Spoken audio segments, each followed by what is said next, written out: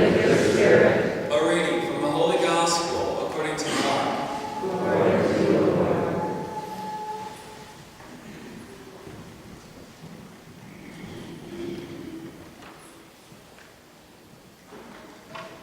As Jesus was leaving Jericho with his disciples and a sizable crowd, Bartimaeus, a blind man, the son of Timaeus, sat by the roadside begging.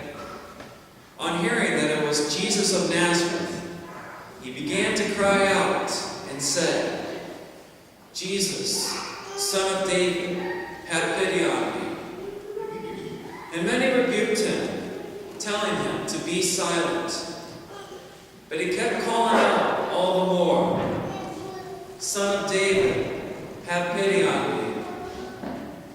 Jesus stopped and said, "Call him."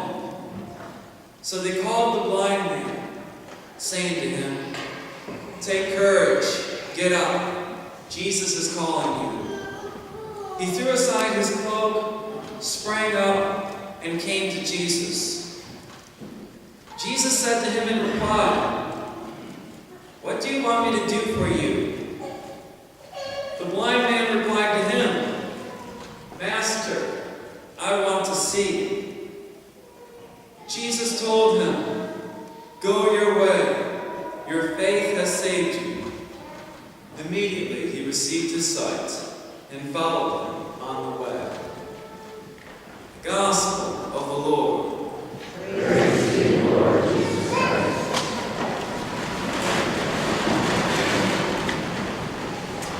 This is going to be somewhat seasonal, pertaining to the decorations that we have out there, the activity that we had in our community yesterday. I'm going to start off with a quote here. Quote, "When it comes to fighting vampires and performing exorcisms, the Roman Catholic Church has the heavy artillery. Your other religions are good for everyday theological tasks like steering their members into heaven. But when the undead lunge up out of their graves, you want a priest on the case. As a product of Catholic schools, I take a certain pride in this preeminence." That quote is from the writer and film critic Roger Ebert. Ever since the 1897 novel Dracula, the vampire figure, the undead, the immortal, but the damned, who lives off of the living and kills not just bodies, but imprisoned souls, it has been and remains part of the popular imagination. And I think part of that appeal to the popular imagination has to do with there's a belief that there is a dark side of immortality. Anyways, sometimes these vampire stories are portrayed romantically. Like with that Twilight series, maybe some of you have bought those Twilight books for your granddaughters or your daughters in particular, portrayed romantically. It's like we're going to live forever, forever young, but really we're going to be living as monsters. Maybe it's because we went soft with the Catholic teaching. Maybe it's because we neglected the Catholic imagination. Or maybe it's because at some point in time we became ashamed of being a different type of Christian. To the point that our young Catholic people, if I were to press them, if you were to press them, what makes you as a Catholic different than any other Christian? I'm not sure if they'll have the answers. And you Catholics, me, especially you young people, you are different. And there's nothing wrong with being different sometimes. You Catholics are a different type of Christian. Anyways, we tend not to see anymore, or maybe it's that we take it for granted, something about our Catholic identity that even non-believers acknowledge about us in our Catholic faith, but we might not say it. And what do even the non-believers say about the Catholic faith? It's the Catholic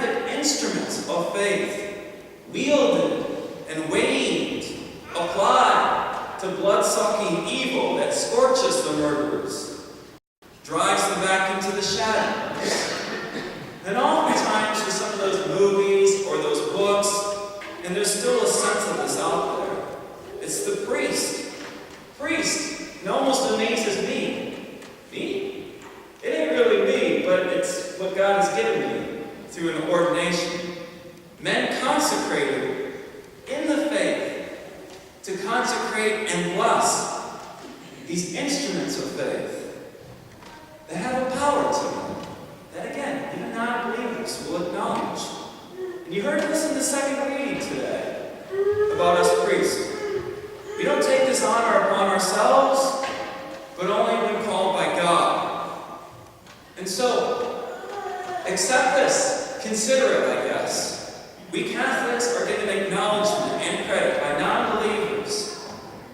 What we have taken for granted and we sell short. That there's something in. There's real. We heard this expression before. We Catholics are real presence people.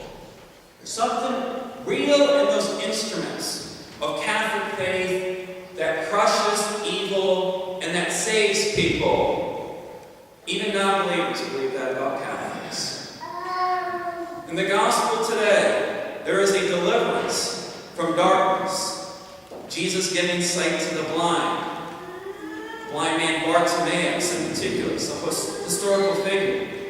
He cried out to Jesus, Son of David, have pity on me. And notice what Bartimaeus also called Jesus, Master. That sometimes comes up in those horror movies, in those horror films. Who is your master? What master do you serve? It's okay to call Jesus the Master. It is in the Gospels. And when that man made that profession of faith, as far as you are my Master, Jesus, Jesus would say, go on your way. Your faith has saved you and healed you by calling on the Master. Deliverance. There remains a fascination with eternal life for our young people. I picked this up. Do you talk to your young people about this? Even the ones who dropped out of religion, supposedly? A lot of our teenagers who don't go to church anymore, they do have an intrigue about eternal life. And one thing I've been finding out, it's not just what they were taught in catechism. And sometimes the temptation now is to be swept up into other things. And in particular, it's the dark side. Just like with those vampires. There's dark underneath, but on the exterior, it looks beautiful. It might feel good. It might show signs of love and attention. But deep down, it is destructive. Eternal life. I'll just throw this out there. How people got hooked on some of these drugs, this heroin, it's the feeling I'll live forever. If you get a little taste of that, they're following another path of eternal life. We Catholics possess in our traditions, in these sacraments, and in your very self. If you've been Catholic for generations, your ancestors, it's in your bloodstream. The promise of another eternal life. The blood of eternal life is in here, in the Catholic Church. We have St. Bernard's here in the New Washington community. Blood of eternal life is in New Washington. Here, in this place, with you. And these ain't just Father George words. I wouldn't say them if they were. It's the words from Jesus, prayers in the Mass. It's a tradition of our Catholic faith. And so my question for you, I want you to think about this. Is this embarrassing to think about or to talk about? Could you ever say this to anybody as far as talking about sharing the faith and evangelizing? That we have the blood of eternal life. That's why I'm Catholic. Could you ever say that? Or would you be embarrassed to even say it? Make a decision. Because this is the belief and the tradition of the church. My encouragement is to embrace it. And remember what Jesus said to the Apostle Thomas, who doubted.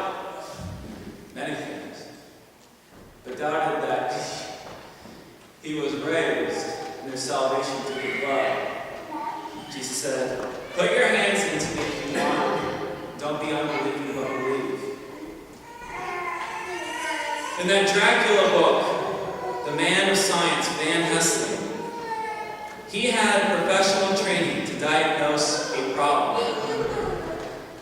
But I guess this is the lesson. You can have whatever training and professional work that you do to accomplish all that you can accomplish.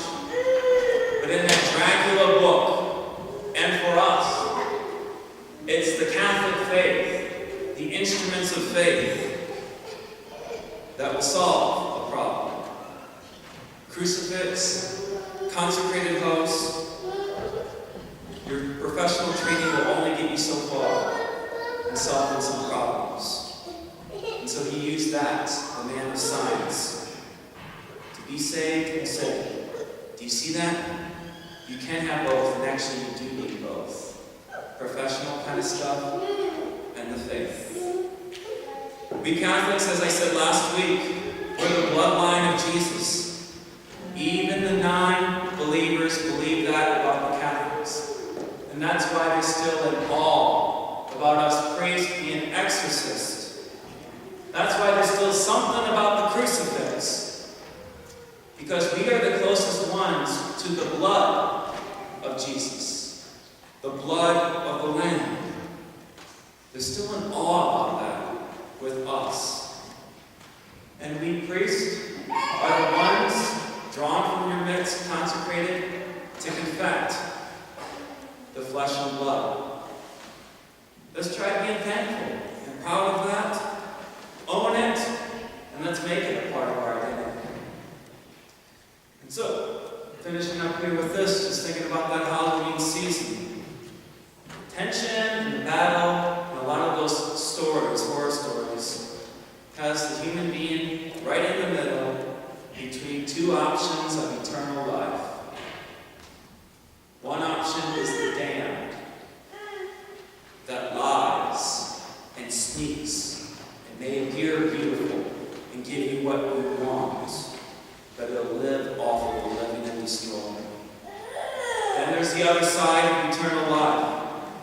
The one who does not lie to us. You notice the thing about Jesus that's different than all those other supernatural creatures or monsters or whatever. He was afraid of nothing. The only weakness that Jesus had is the same weakness that we have. Flesh. He chose to take that weakness. And he didn't hide in shadows. He displayed himself publicly. And he still doesn't hide. He's displayed on our crucifix. He loves and he forgives.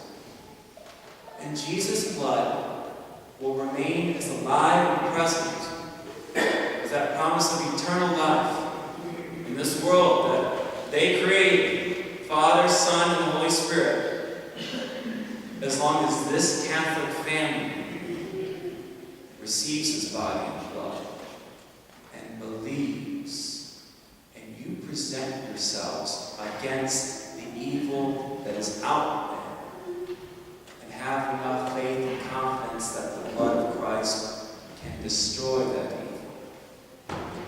There are other forms than just Dracula's out there. The blood of Christ will be alive. Even non-believers know that about us. And so anyways, let us close with this part. What is it about those instruments of faith, about this consecrated ghost, and about you that brings the flesh and blood out there? There's a redemptive current running through everything that is Catholic, even our crucifixes. Everything that is Catholic, and running through you, and will run through you now as you leave after Mass. It's the saving blood of Christ running through you.